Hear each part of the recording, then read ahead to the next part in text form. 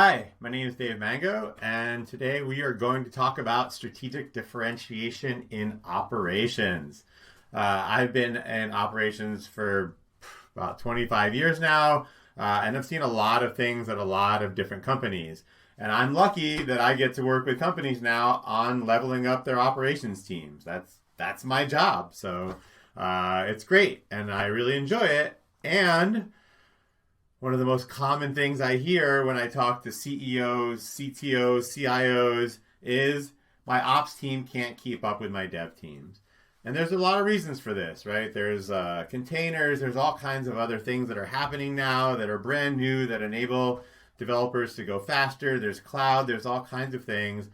But there's also things that operations organizations do to themselves that cause them to not be able to keep up with the development teams.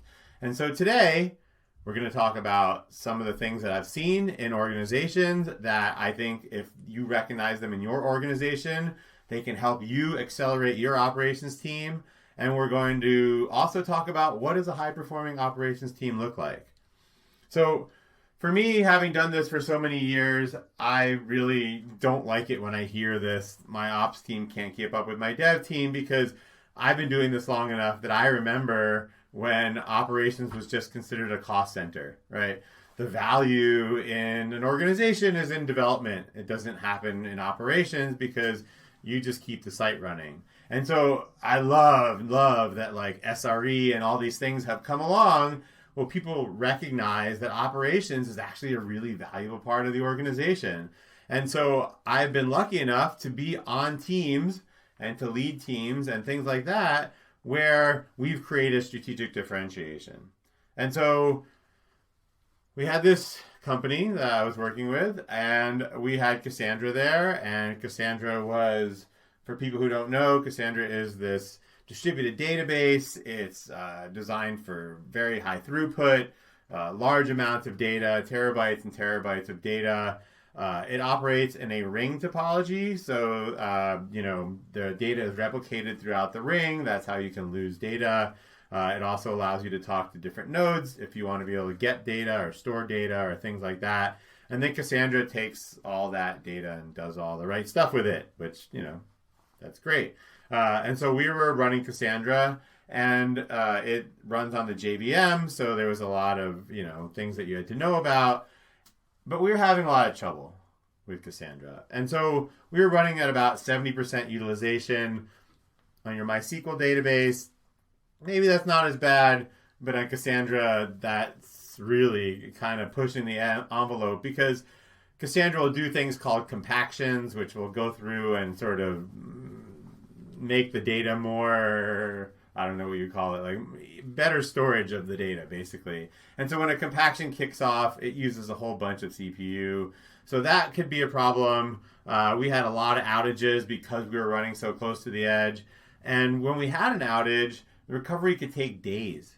And this is because there's a lot of data, right? If we lose the data, like let's say we had a replication factor of 3, and then we lost one of those nodes, then the other two nodes that were holding onto that data would have to stream the data across the network and rehydrate this replacement node with all the data.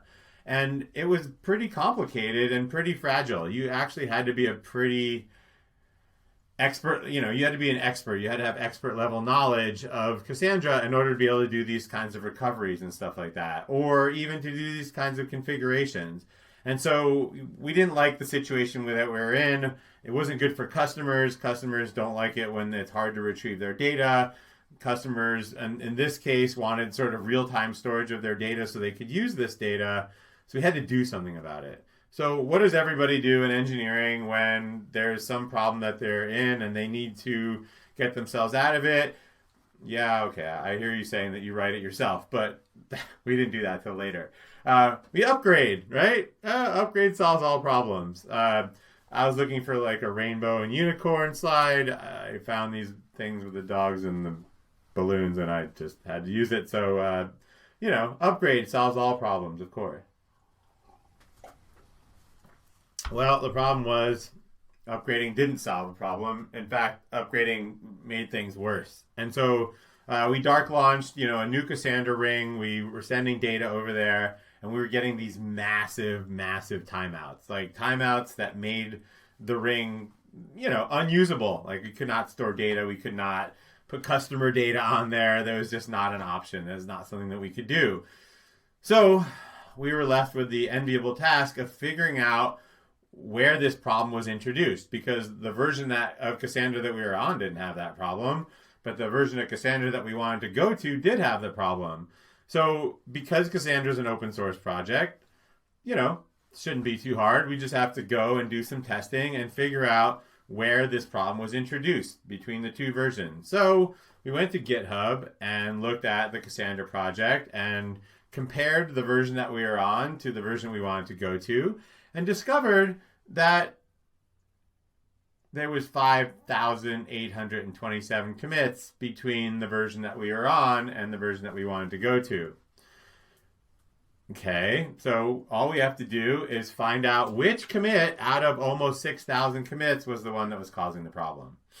So how do you do something like that? Well, it turns out we were actually able to find the actual problem. And we used a technique called git bisect.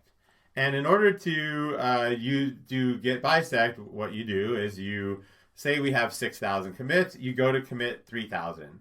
And if the problem still exists at commit 3,000, you know the problem was introduced before commit 3,000. And if the problem did not exist there, then you know the problem was introduced after commit 3,000. So, let's say the problem exists before, then you go to commit 1,500, and you keep doing this binary search